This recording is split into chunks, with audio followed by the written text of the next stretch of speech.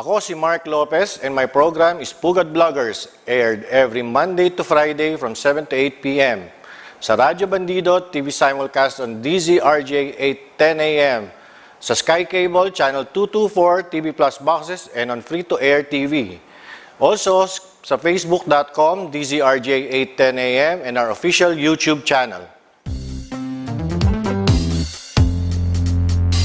Pugad Vloggers, ang kurap titirisin, salot sa bayan wawalisin, walang sasantuhin, ang saya-saya nakakabaliw, kasama natin ang tropang Pugad Vloggers. Pugad Vloggers. Ay, good. Wow! Meron tayong Asyano. Ano ba yan? Bakit nawawala yung isang arm ko dito sa ano? Okay. Magandang gabi po sa inyong lahat. Magandang gabi, Tentay. Good evening, Doc. Ano naman ang galap? Di ba sa lakot to? Tama ba yung iniisip ko? Sa lakot yan, di ba? Kasi linggo ng lahing Pilipino ay, ano ba? August is, ano, di ba? Magkaiba kasi yung salakot, iba yung variant ng salakot ng Pilipino.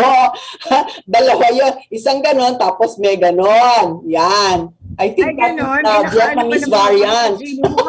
Mga Vietcong. Pinagulat ako. Magandang gabi. Pasensya na po kayo. Wala ko yung pang costume at wala akong Filipiniana ever. Hindi pa ako nakapagsuot ng Filipiniana in my entire life. Oh wait, bakit? Linggo ng wikang Pilipino. Oo, ngayon. Okay. Oo, nakalimutan ko. Sana pala nagsuot ako. And anyway, we still have 1 week to go. Next week. Doc, seriously, this costume was made about 3 minutes before I actually logged in. Yeah. Wala akong ma-export. Tsaka hindi ako nakapag-blow dry ng hair. Kaya ayoko. Maganda naman. Maganda naman. Alam nyo mga kaibigan, at alam mo, maganda talaga yung idea that we should be wearing hats of any form to shield us from ultraviolet rays. Hindi ko malaman nung araw kasi uso ang hat di ba?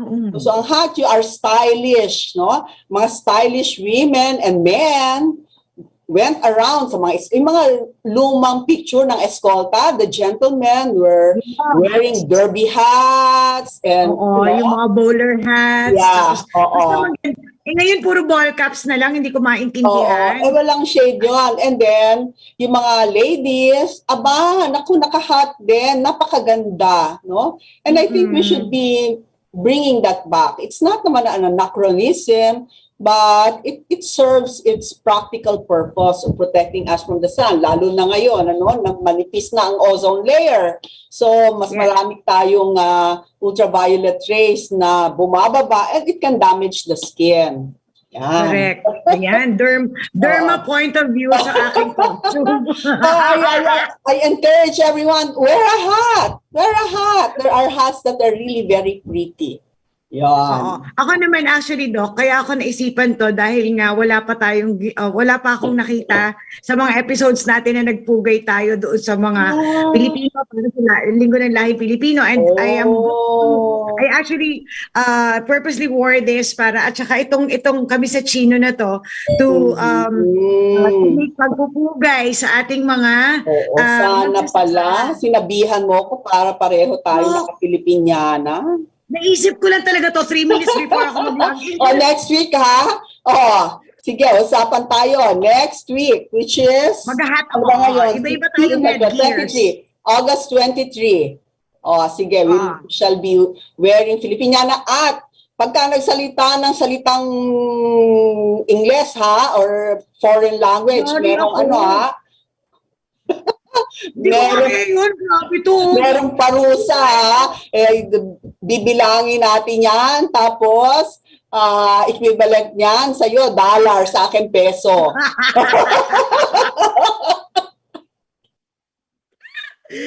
Pwede pa ipata na lang yung kapalit. Paris to Crispy pata 50. na lang yung kapalit. Ano na? Crispy pata ba? Crispy pata. Ay, hindi rin masama. Tatanggapin ko. Lusot ako. Hindi. Anyway, bago ang lahat, babatiin ko lahat ng mga kakulto ko. Kaya po ako hindi nyo napapansin sa pader ko kasi suspended ako 30 days. Bakit? Ay, bakit? Kasi kaibigan kita dun sa isang account mo. Kaya nakikita ko pa rin. Kaya hindi mo napapansin na hindi ako yun. Okay. Oo, yan. Ikaw Kasi yan? kakatanong nyo ng kakatanong, mga kakulto ko, kung suspended ako. Minsan kasi, Doc, napapahinga lang ako ng ilang minuto, naghahanap na sila. Ano nangyari sa'yo? Suspended ka ba? Ba't hindi ka nagpo-post? Grabe kayo, mga kakulto, ha? Hindi naman ibig sabihin na, na missing in action ako, suspended agad ako. Yan, tinuluyan tuloy tayo. Parang Beetlejuice. Banggit ng banggit na suspension, ayan tuloy narinig. Oo, ano daw yun nagmamanifest, yung thoughts mo minamanifest yan. So always think of good thoughts para hindi Kasi Doc, sige sila ng singil. Nasa katentay. Oo, nasa katentay. Bakit wala kang post ngayon? Diyos ko, nagiinuman lang kami ng asawa ko, kailangan suspended na ako dahil grabe lang. Ayan, natuluyan tayo, 30 days ka agad, wala nang tapos. Kayo masyadong demanding. At alam niyo naman, si Tentay ay nag-uumpisa pa lamang sa ibang bansa at napakatagal ng panahon na kanyang hinintay para makapiling niya si Katribo. So, pabayaan niyo muna siya. Hindi pa ngayon, ngayon pa ba yung effective na ba yung wag magsasalita ng Ingles o next week pa? Next week pa ikaw nagpasimula yan. Laka, grabe ka, ang hirap kaya nun. Ganoon. Practice ka na. Sabihin ko pang Filipiniana, wala akong Filipiniana. Aba, may I suggest, alam mo, merong pelikula dati, yung Igorota. Topless ako. Maraming pintas lang nandito. Baka gusto mong yun. Diba? Baka magmukha akong Hawaiian. Pintas, hindi bulaklak, Pahirapan ba ako? Huwag na tayo mag-Tagalog, yun na challenge natin. Saan ako maghahanap ng Filipiniana dito, Doc? Alam mo yung baro? Yung baro mismo na pinya. Wala ako noon. Never ako nagkaroon ng sarili ko.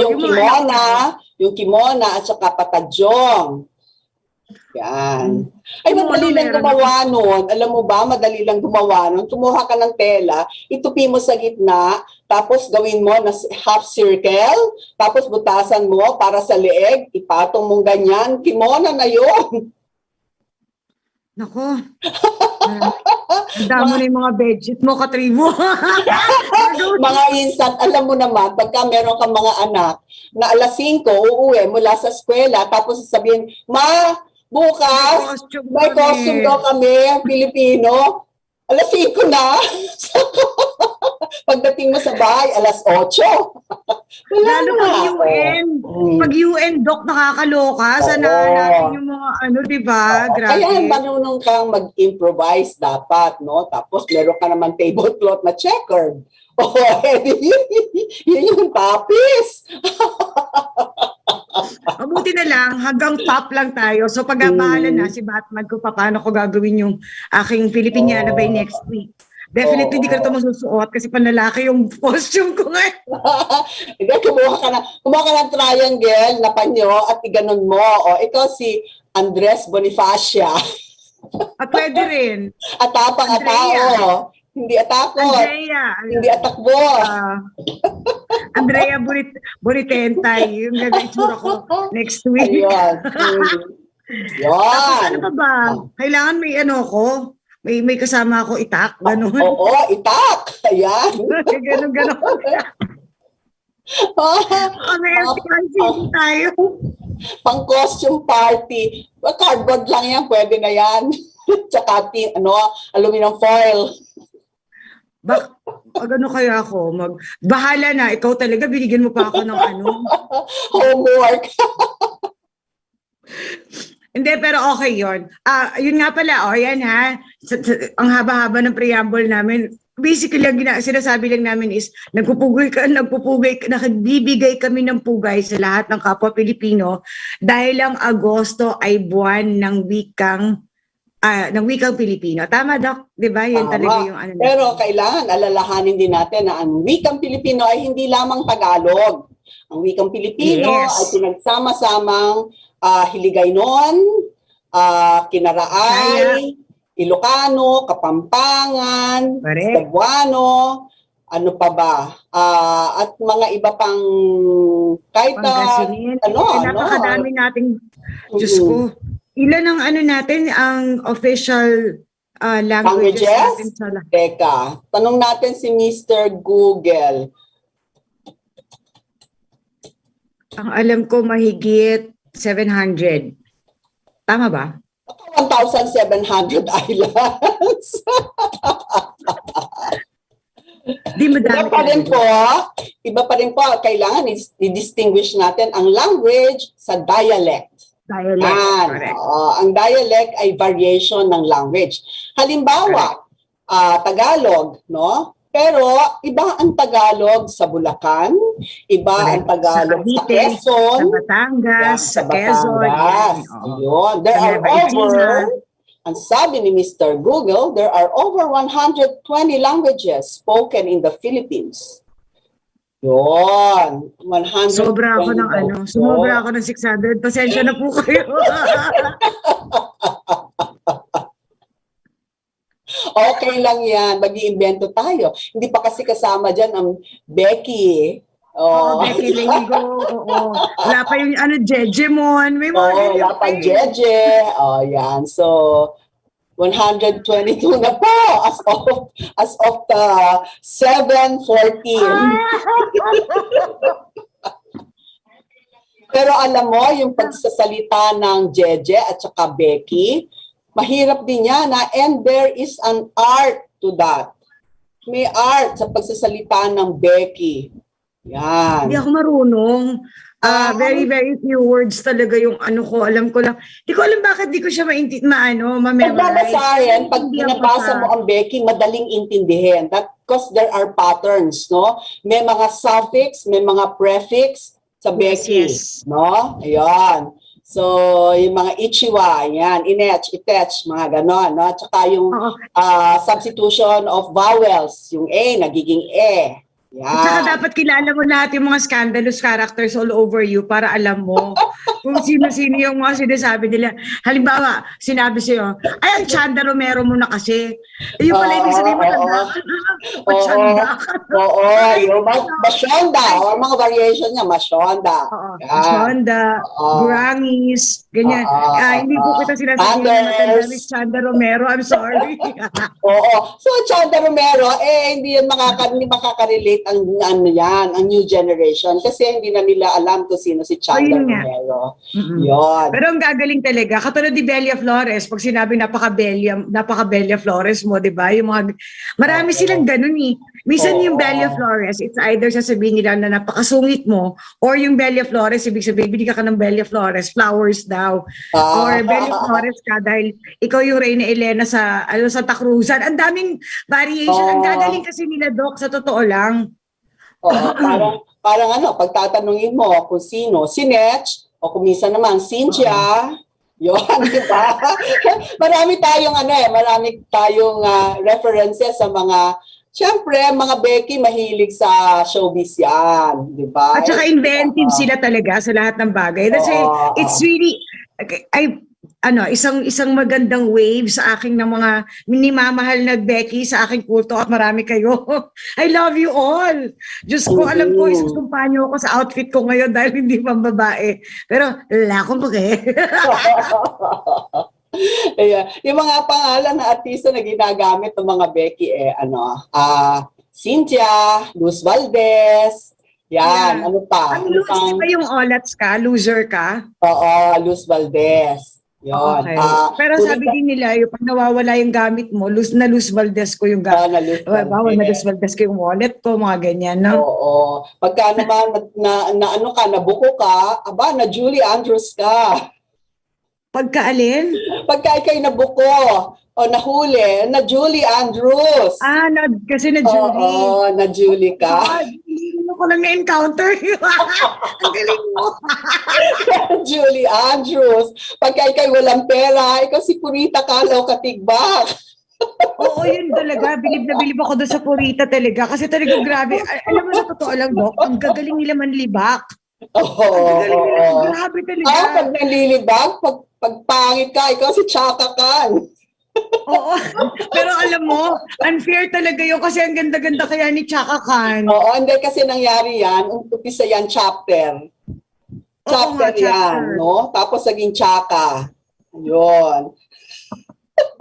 Alam mo, it will take us more than an hour. Surface pa lang yan ng Becky. But I'm so fascinated with the Becky language, no? Ikaw mabuti ka pa nga naaalala mo kasi ako actually kanina pa nung sinimulan mo na sabihin niyo, naghahanap ako ng mga words. Isa lang naalala ko yung Chandal lang. Chanda. Ay well, wala yung Belia Flores. But I'm not that fluent and I'm amazed right now sa'yo na may fluent ka. Grabe. Maraming mga very entertaining mga libro, no? Yung mga Jaja sa Turina, yung mga ganyan. Madami, if you're really interested in Becky literature, napakarami po sa bookstore, no? And it's very entertaining and it gives Hindi pa ako nakabasa ng actual Becky book. Although alam ko meron. Maganda at talagang amazing talaga pagka-craft nila ng language. Yon. Galing. Oo. So, magandang gabi po sa aking mga Becky, hinahangaan. Yan. Hi, mga Bex. Love nila yung kulto ko. Kasi, ano tawag dyan, syempre alam mo na, ang Bex, kahalayan ever. Lahat. Well, that's me.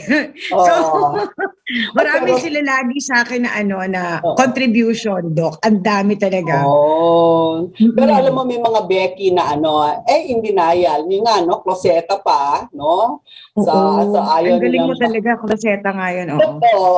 So, may mga Becky na marangal. Hindi naman sinasabi na balahura yung mga ibang Becky, no? Pero merong, paminta, no? Ayan, mga paminta pa sila na, kung ikaw nga naman ay COO or CFO na isang malaking kumpanya, no? Nung araw, merong discrimination talaga. Napakalaki ng discrimination.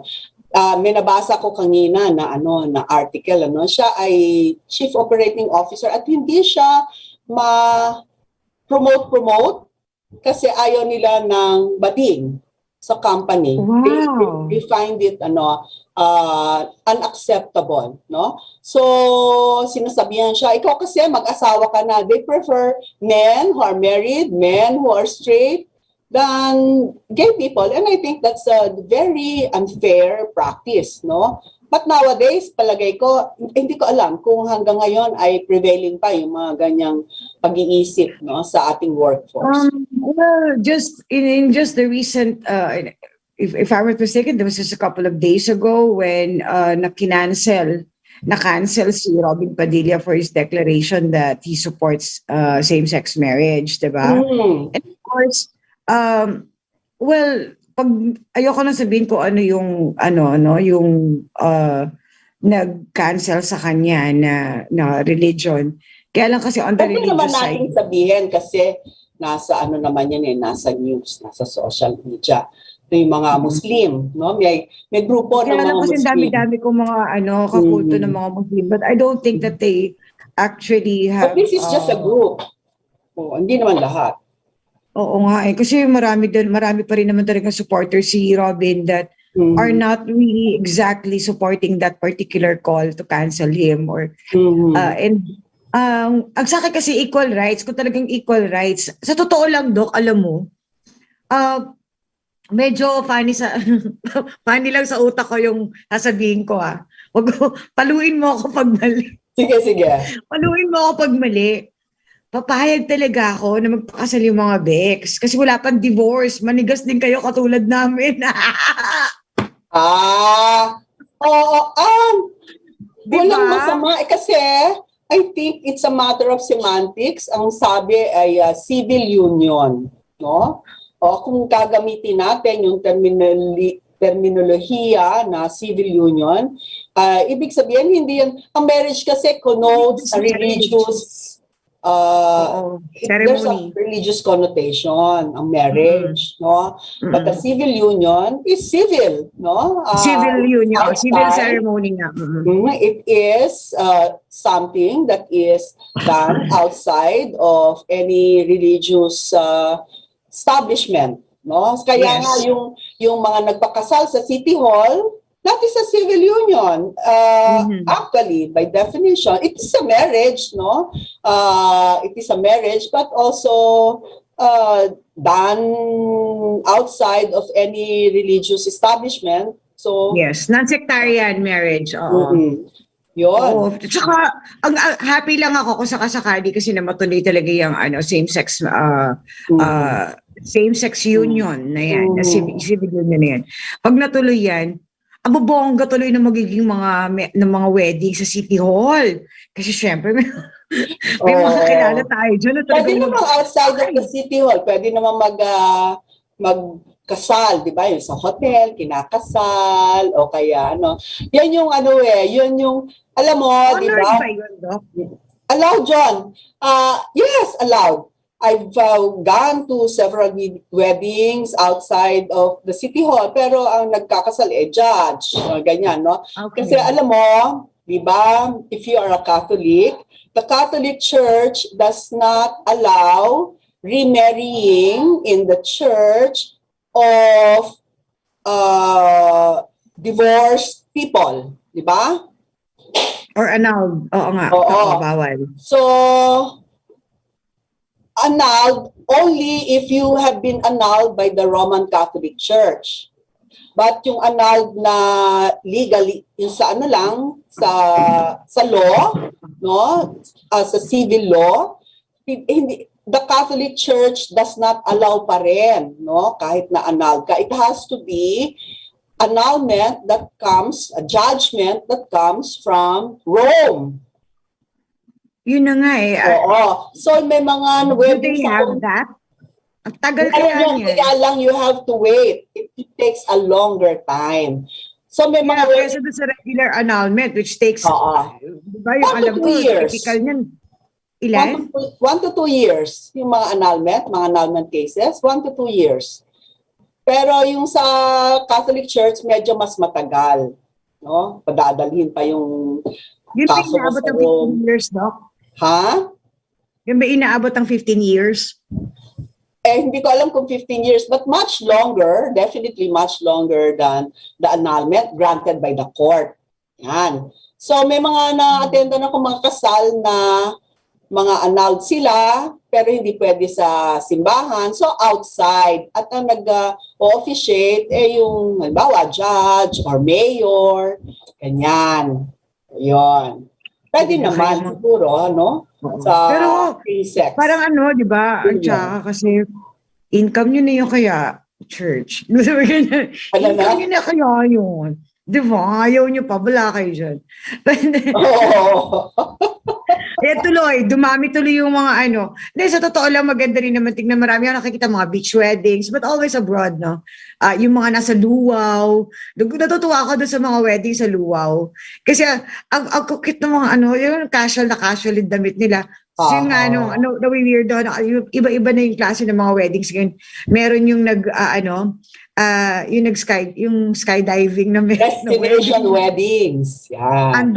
Underwater wedding, di ba? Yung mga ganyan. Themed and destination weddings. Oo. Oo. Tama, ang tawag? Destination? Destination or themed wedding. So, underwater. Wala pa naman so far sa outer space. Ang unang nagpauso niya, di ba? Si Ate Guy at saka si Kuya Boyet. Di ba? They were married in La Union, sa beach. Oo, nando sila sa shore. Sila ay kinasal doon. So, yun ang unang, in my consciousness, no? Yan yung una kong na destination wedding. sa beach. I see. Kasi busina tayo kay Sandy Andalong, and speaking of Sandy, yung pinsan mo ba? Ano ba? Paano mo siya naging relative? Sino? Si Garcia, yung kanina pinag-uusapan. No, but Sandy Garcia, kasi Garcia, hindi Sandy Andalong. Hindi, kaya nga speaking of Sandy, sabi ko. Pero alam mo sa Sandy totoo lang. Garcia?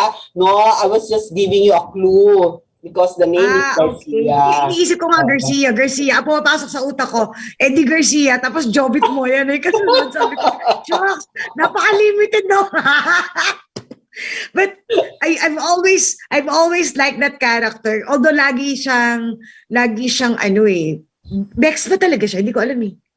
Oo, Becky naman yan talaga, no? Di nakabigote pa, tapos may carpet pa dito. Tapos may carpet dito, Oo. So pagkatahimik, talagang akala mo, mean na mean. Tapos Exactly. nagulat, nagtititilit, tumitilansik ang mga ano. Meron pang isang Garcia, di ba? Si Ernie Garcia. Ganon din na itsura, may bigote, may carpet dito. Ayun. Oo, pero si Ernie Garcia, di ba nag-pene-pene movies yun dati? Naalala ko yun kasi. Kulot ang buhok. Yeah, Oo, pero gwapo yun. Gwapo. Pero kung between Ernie Garcia and Juan Rodrigo, mas Juan Rodrigo ako, mas feel ko. Oo. Yung beauty niya. At saka matangkad si Juan Rodrigo. I don't know eh. Kaibigan siya ng mama ko, pero naging kaibigan siya ng mama ko, pero hindi ko kahit kailan siya na-meet or hindi ko na-realize kasi, you know, Doc, everybody's taller than me. You are actually average. The average height of the Filipina female is 5 feet. Ouch! I think 5 feet or 4'8". I will have to look into that again. Really, 4'8"? Wag naman, nanay ko. 5 feet or a little bit of 4'11". And the male the average is 5'6". Parang ganon. 5'5", 5'6" siguro. We are not the tall people. Kaya, but the newer generation, I think, they're quite taller than... Ikaw ang haba-haba mo tingnan. I don't know, guys, kung na-meet niyo na si Doc Ethel in person, pag tinignan niyo siya, para siyang para siyang tower. Grabe, model na I just model. look tall, but I am not really that tall. I'm not really that But you look tall. very, very vertical. That I must say. You look very Medyo vertical. horizontal, no? Ang mukha ko. Hindi ko yun. Not your screen. Huwag niyong i-adjust ang screen niyo. Talaga po medyo malapad. Lagi mo sinasabi yan, you're not even anywhere close to the word, mataba or fat or anything because you're very, very slender. Kaya natatawa ako sa'yo, masyado kang conscious. Oo, Kasi, I'm vain. yeah, you are. Pag tinitignan nga kita, sabi ko, ang sexing chopsticks dito. Tapos, ikaw sasabihin mo, ang taba ako na, nakakainis kasi, alam mo yun, habang sinasabi mo mataba ka, kinakapa ko yung mga develop na. Salamat pandemic, nagkapilpil ako. Kasi daw po, pagka, sa statistics, ang babae, as you grow older, as you get older, you should be lighter in weight. Yan. Kasi kahit naman sa mga lalaki, you should be a little bit lighter in weight because obesity causes a lot of problems for us, hypertension, diabetes, those are the things that are associated with obesity. At saka po yung ating mga tuhod. Imagine yung tuhod na kumakarga kung ikaw ay mabigat. Mabilis po ang degeneration ng mga tuhod pagka obese. Dok, ako kasi, simula ko ng bata. Sabi ng mga Becky Jubis. Oo. Ako, Jubis. Oo nga, majubis. Ang galing mo, kakainis ka. Naalala mo pa yon. Ako, hindi ko talaga kabisado eh. Hindi, ako naman, since I was a child, takot na takot talaga akong tumaba. Yung taba. Kasi, ang liit ng paa ko. Maliit masyadong pa ako. Iniisip ko, paano nila ako kakargahin? Tutumba ka. Tutumba, no? And there was this moment when, katulad ng pregi ako, syempre, di ba, yung weight mo madadagdagan kasi ganyan. Tapos, tinitingnan ko lagi yung paa ko kasi 'di ba sabi nila pag nagbubuntis namamanas. So tinitingnan ko yung paa ko. Kawawa naman to pag yung paa ko namanas pa tapos mabigat pa ako. Di kawawa. Kasi yung paa ko masyado sa akin yung paa ko ay not my legs, not my legs, not my knees, not my ankles. Talking about my feet. Tapos takot na takot din ako kasi ewan ko na ako tama yung isip ko before. Pag sobra kang weight, dahil nandun lahat ng pressure sa paa mo, nagkaka-varicose veins ka, nagkakaroon ka ng mga kung ano-ano. Not sure kung tama yun, pero yun yung pumasok sa utak ko. Kaya kahit, Dok, matakaw ako. Nakita mo na ako kumain, di ba? Matakaw talaga ako. Hindi ako nagbibiro, talagang laman ko laman. Pero hindi ako yung laman na 3 times a day kasi. Once a day lang talaga ako na usually kumakain. Hindi alam Mad. 1 meal a day. Ano daw? 1 meal a day, OMAD. Once a day ka lang kumakain? Oo. So 1 meal a day, they call that 1 meal a day. Which other scientists find actually healthy, no? Because during the period of fasting, your tinatawag nila autophagy, no? Yung mga toxins daw and things that are deleterious or not very good in the body are engulfed by the scavenger cells at yun, maganda raw yun, no? Yung 1 meal a day. Yan. Sa akin naman katamaran lang kasi ayoko sa lahat yung kailangan ko pa isipin yung kakain pa ba ako kasi 'di ba pag nag-work ako gusto ko dire-diretso yung work ko. Kung meron man akong break time I just have coffee and talagang break lang ako yung away from the desk tapos coffee tapos yun ngayon mobile phone or maglalakad kasi usually 'di ba nakatenga ka talaga sa chair kapag nag-work ka. So that's it sa akin katamaran. And not to mention, siguro dahil nga ever since hindi ako pala breakfast na tao, hindi rin ako masyado sa lunch kasi Dok, totoo lang kaartehan lang din yung sa akin kaya ayoko mag-lunch. Yung kumakain pag mainit ang panahon, naiirita ako. Yung ginaganan. Kapag ikaw naman ay nasa loob lagi ng air-conditioned na room. Yeah, pero I mean before, when I was in high school, hindi talaga ako mahilig mag-lunch, even sa school. Tapos nung medyo lumaki-laki na ako, nung tumanda na ako ng konti, hindi ko din naging ugali. Kasi basta hindi yun, laging dinner lang talaga pinaghahandaan ko. Hanggang dinner lang talaga ako. Actually, in fact, always early dinner. Hindi talaga ako nag-late dinner. Pero yung, alam mo kung kailan lang ako nag-midnight snack? Pag may World Cup.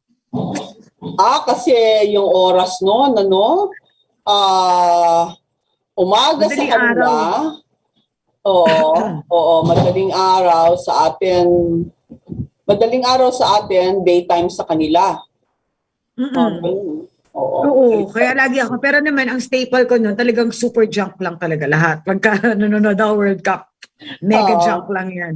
Parang hotdog sandwiches, tapos may fries na malaking fries, tapos may beer or may hindi kasi ako ma-soft drinks, di ba? So may beer, ganyan. Super mega junk talaga pag nanonood ako ng sports. Parang sa mga Amerikano, pag nanonood sila ng Super Bowl, they have Super Bowl parties and then people bring, hot dogs and all kinds of snacks. Yon. Nasa na tayo? Saan ba pinag-uusapan natin? Meron ba tayong topic? Wala ba tayong pinag-uusapan? Ano lang to?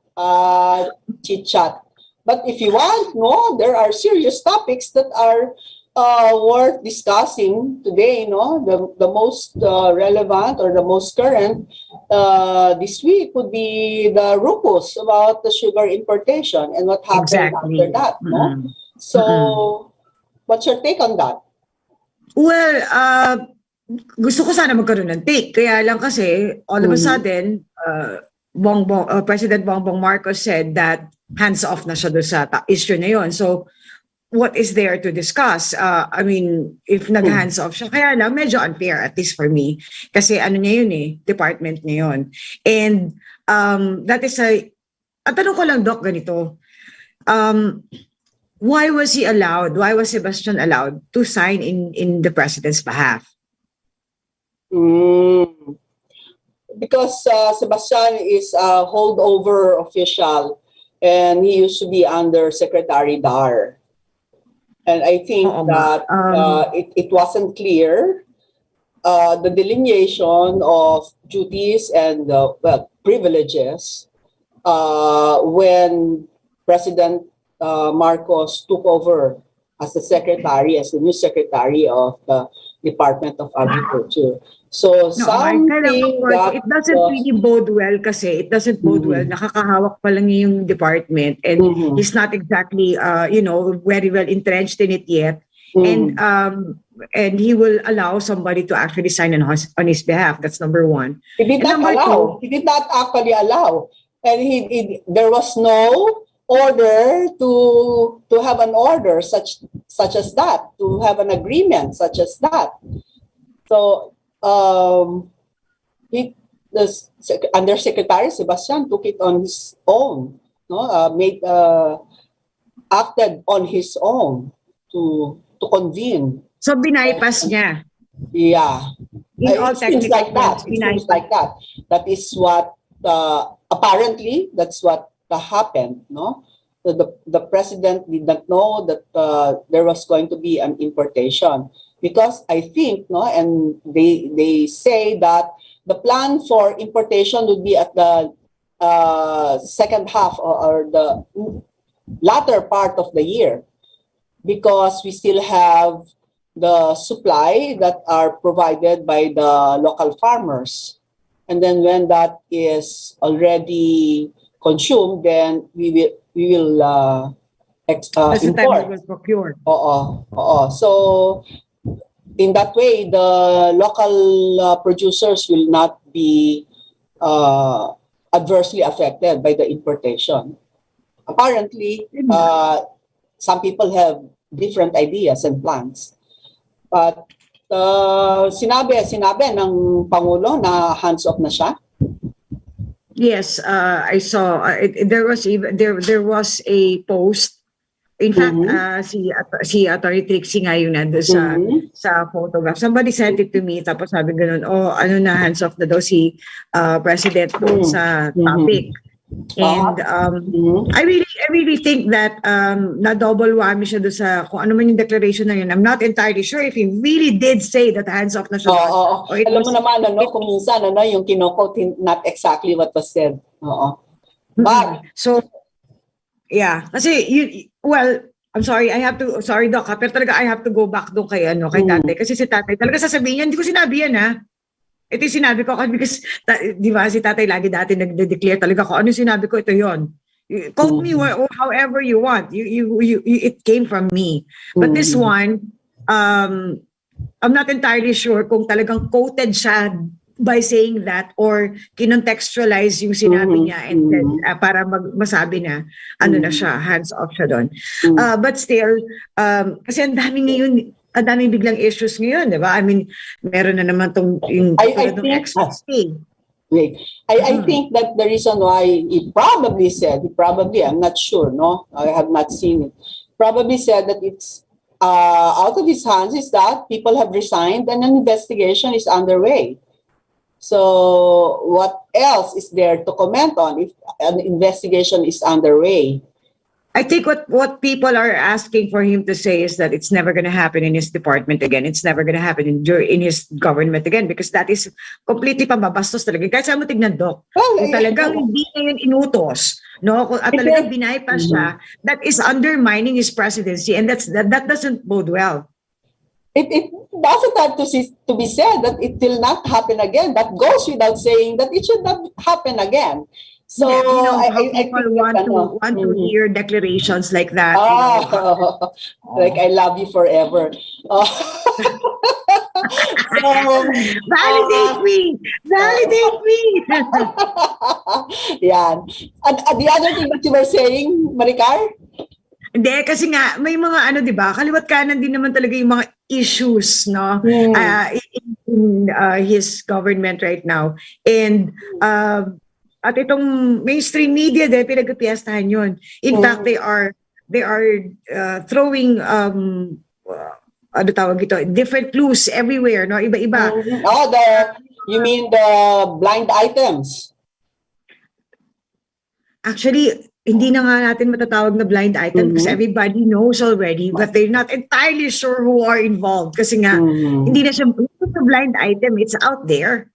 So technically, it's just a matter of naming naming the goat basically. I think that blind items are cowardly and unfair. Kasi nga uso ngayon. Ako, mahilig ako mag-blind item kasi ang uso-uso ngayon yung mga libel. Hindi ka na kaya nga, kasi blind items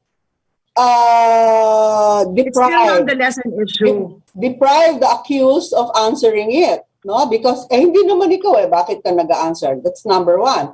And before the person being talked about, he cannot defend himself. He cannot defend himself. Trouble, Doc, so if you say something, iba ngayon kasi ugali ng mga tao. There are so many ways to skin an expose cat. Number one, you get flagged. Number two, you get, you will be, ipa-filean ka ng libel case. Tapos, ika-cancel ka, or, you will be threatened and everything else. Ang hirap-hirap sa ngayon. Sa totoo lang, napakahirap. Actually, nagsimula talaga ito naramdaman nila yung kilos ng tao noong 2015 to 2016. Hanggang ngayon, dire-diretso. Talagang, you say one thing, you will be tarnished online. And it has gone so far na either you abuse it or you cannot anymore use it. Ganun ang nangyayari kasi eh. That is why people should be more circumspect in saying things. Reputations are being ruined by blind items. And if it so happens that we do not know the whole picture and we are wrong, the damage has been done. Reputations and even relationships have been ruined already. So, ako lang, that is my take. Blind items are quite unfair because the person being accused cannot answer the accusation. And if you are really sure, that I think there's virtue in waiting for things to unfold. Some people kasi are too impatient, for things to be out in the open. But and not a lot of people kasi are really commenting or posting about it or talking about it just for the sake of, blurting things out. A lot they do that. Pero yung iba kasi commentary pero ang lumalabas yung commentary nila doon may certain topic na may commentary at tapos yun sila yung napapagbintangan na nagba-blind item and then sila pa yung napapasama. Maraming beses na nangyari sa atin pareho yun. Ikaw nga, wala ka kwenta-kwenta na suspend ka eh. It's just one word. That is, what I said is that there are spineless men. I was not referring to anyone in particular. Exactly. And it's a general term. But okay, if you have to comment on anything, I think the more prudent way to do it would be to talk in general, like according to the law or ganito, ganyan. But kasi as I saw an article that says the name of the person has an U and an E and an O and that is really it creates a lot of misimpression, and along the way people are being wrongly accused. So yeah, but still, we cannot really tell people. I mean, right now, between the two of us, we cannot tell people on how they should speak their mind or we cannot do that. We cannot do that. Everyone, that's freedom of speech.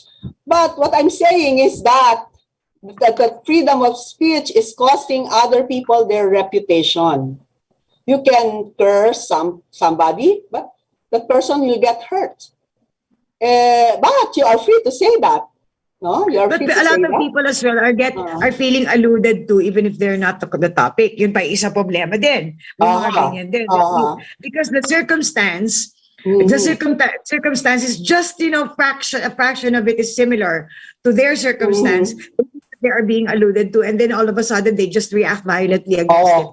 Well, kung sinong umutot, di yun ang unang puputok. Ayun na nga So dapat, mas okay sa akin kasi yun, Doc. Di ba pag nag-blind item ako, bato-bato sa langit, kung tamaan, huwag magagalit.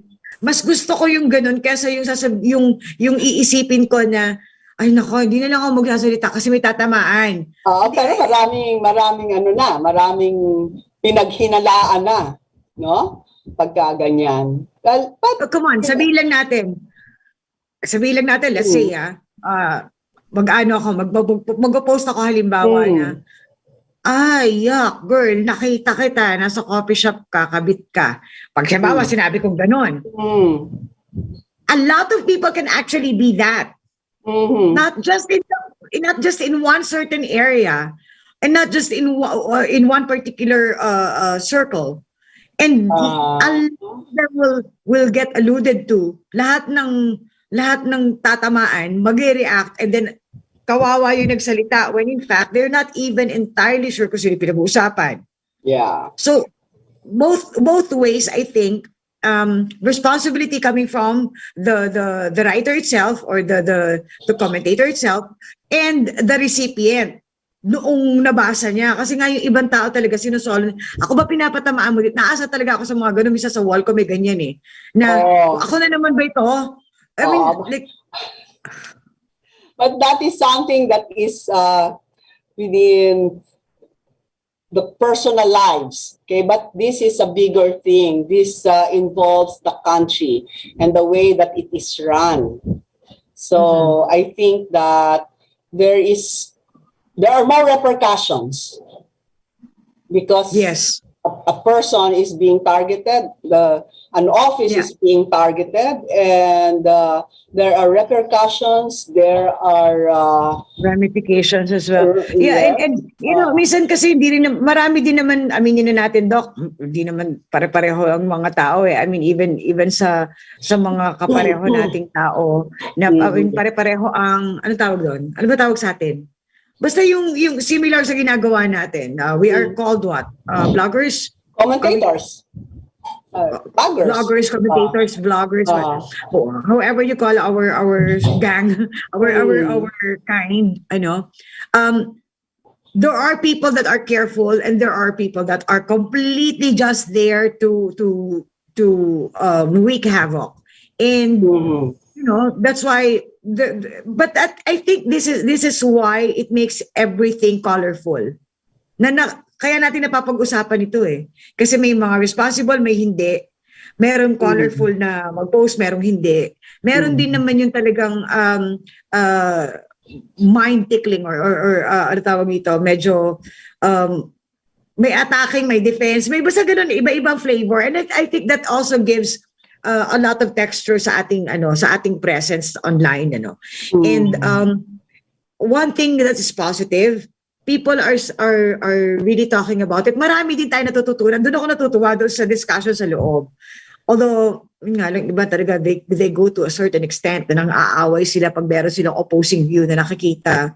Or talagang, on the prowl na lang na aabangan ko kung sasabihin nitong isang taon, ba't aatakihin namin? Yung mga tipong ganyan. Which, I must say, I am not guilty. I am very, very, very guilty of it. I'm not innocent in it. Kasi nga, di ba, sa past admin, may sabihin lang sila talaga, semplang lahat yun for me. May pambanat kaagad ako. And the same thing is happening to me right now, which is, I think, is colorful. I appreciate yun. Well, some people say, we're bringing this out in the open so that the government will know what's going on. Hello, hindi ikaw yung first dib sa information na yan. Before you bring it out in the open, the government already knows that. It's there. And the proper way to get things done would be, if you're so sure of your accusations, file a case. File a case. And that's the proper way. It's always a proper platform for things. So that things will, you cannot change the government by doing marites. You cannot change the government by, you can change people's opinion of the government, but Yeah. actually changing the way that things are running, you cannot change it by, by just alluding to people and file a case if you are sure that that's what's Oo happening. naman. And then, Tatamaan yung isa dyan na hindi And then- nag-file and then ng case na lagi nasa kalsada lang nagsisisigaw. Baka yun. tamaan, Doc, Sino ma-hurt. yung file a case? Hindi Yeah. hindi siya nag-file ng case, lagi lang siya nasa kalsada nagsisisigaw ng reklamo niya as if Ah, it will yeah. change the Yeah. government. So, I don't see how it can change anything. You go through the process of, if you think that Yeah. somebody was doing something that's wrong, file a case, file a complaint. That's how you do it. Criticizing somebody on air will not change things. It will just, turn the tide of opinion against that person. That will change things when we are talking about elections and all that. But when actually you're already running the government, then should, I think. Well, I think case-to-case basis pa din, depende sa pinag-uusapan. Pero syempre, but it's still, at the end of the day, Doc, I think maganda pa rin that we are actually experiencing freedom of speech pa din kahit paano. Yeah. There are so many areas in Absolutely. this world. Yeah, there are so many countries on this planet that are not even able, to really say just anything about the government. Ayun pa, as in anything about the government, you're not you're precluded na to not utter a word. So Yeah. That's why, and I think this is a very unpopular opinion. I will be giving a very unpopular opinion about banning books that are considered subversive. Okay, that's not, I do not agree on banning books, no? Anyone can write anything, but it's like, it's like movies, okay? You don't show malaswang pelikula, ganyan. It will destroy the family, it will destroy the fabric, the moral fabric of the community, ganyan, no? But, no matter how many pornographic movies you show to a person, if that person has integrity, has been molded by the family, to judge what is right or what is wrong, kahit isang damakmak na pornographic movie ang pakita mo sa kanya, mangre-rape ba yan? Or I never did. Mangangaliwa ba yan? Or magkakaroon ba yan ng, I don't think so. No? In the same manner that a person who has been taught critical thinking, no matter how many books that person reads, that person will know how to judge what is right and what is wrong. And vice versa, sometimes no matter how many books a person reads, kung talagang sarado yung utak, they will not learn anything. They will not even be open to anything. So it can go both ways. Yeah. Absolutely. And it's sabi nga katulad nung dating inaano natin abogado ka ba talaga? Kasi ito yung notion namin about abogado Diba? Dapat matalino yung abogado Abogado ka ba? Yung mga tipo ganyan, diba? So, it actually can go both ways. And it's just, still, I'm very, very thankful that ako personally, Doc, kaya nakaganito ako, nagbibigay pugay ako sa aking bansa Pilipinas na namimiss ko ngayon. Mas marami talaga akong pasalamat sa buhay ko na pinanganak akong Pilipino. I really am thankful for that because I was raised in a very, very beautiful country and with very beautiful people, with all the types of people that I could possibly imagine na existing, na ugali, lahat. And iba ang pagiging Pilipino. Yun siguro yung gusto kong capper dito. Whatever it is na pinag-usapan natin, at the end of the day, we're all Filipinos. Yeah, sabi nga well, we were born Filipino, so the only thing that we can do is to really to embrace it and to love it, no? I love the Philippines. Yes. Kasi if yun ang authentic para sa atin di ba? Yun ang talagang pinagkalakihan natin. Well, there are people who still feel that it sucks to be a Filipino and are always dreaming of snow falling down on Christmas Day. Di ba? No. So, and still undergo so many procedures, whitening their skin just to appear like, Caucasians, no? So, yun nga, no?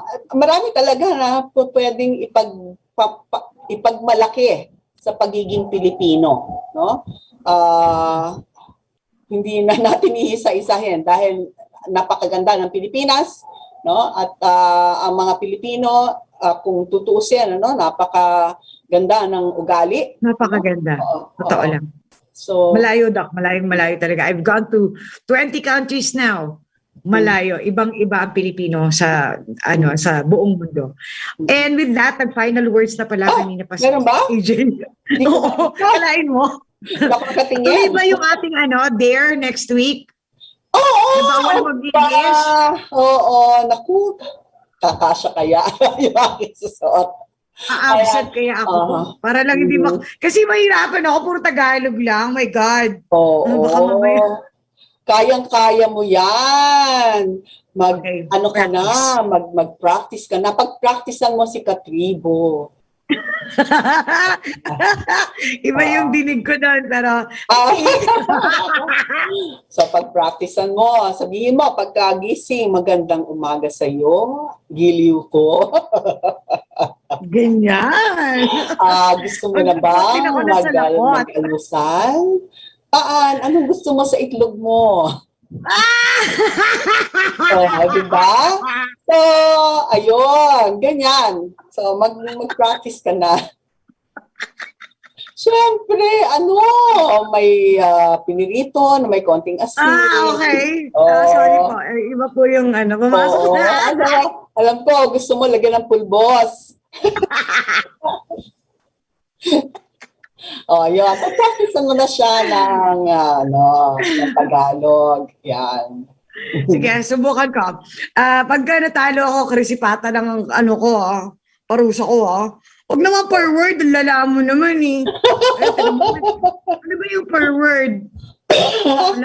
Umaba na tayo sa final words. Ayan, ay, nako, 8 p.m. na po. Magandang gabi sa inyo lahat. Until next week. Bye!